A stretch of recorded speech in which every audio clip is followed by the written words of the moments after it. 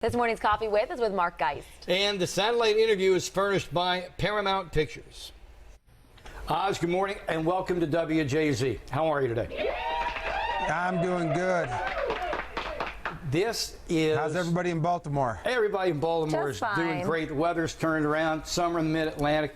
Life is good in the land of pleasant living. This is a hot button. This is a hot button subject. It's hard to get around, keeping politics out of everything, but this couldn't be released at a more proper time, if you will. Comments? You know, it's a great time to release this movie because it's about what's best in America.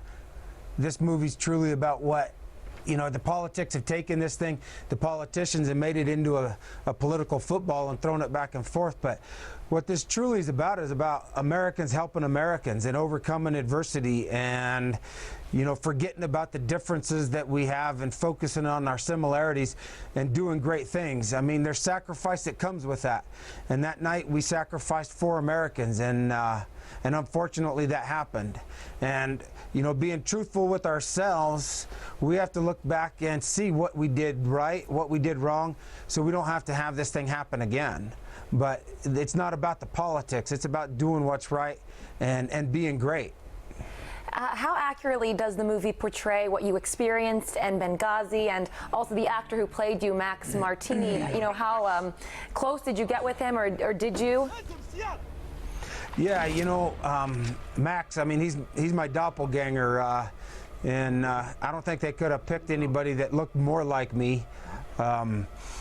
But, you know, he did a wonderful job in delving into who I was as a person, my background, which at first kind of threw me off. You know, well, that has no bearing on what happened that night, but it really did, and gave him the ability to really portray who I was. And you know, the movie itself, I guess one of the best ways to describe it was one of the critics when it first come out back in January 15th of this year was, he said, you know, it was really confusing and hard to follow who the good guys were and who the bad guys were, and it was kind of dark, so you couldn't tell everything, and that's how it was. I mean, if you want to see what it was like to be in combat, as close as you can get, I think that's about what it was there.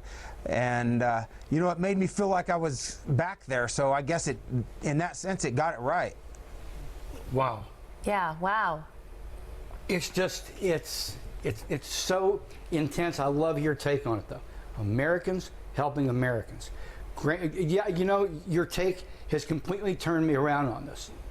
I'm not going to lie to you. This is a story of heroics. Yeah, it is. It's not just the heroics of that night, because, you know, we have roughly 270 odd diplomatic facilities around the world. And you have Americans that are employees of the government and the various agencies, military and private security contractors who are sacrificing their time from their families, putting their lives on the line for this country and what makes this country great. And what makes it great is when we forget about our differences and we come together to overcome whatever obstacles in front of us.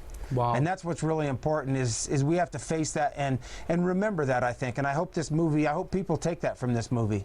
I hope they do too.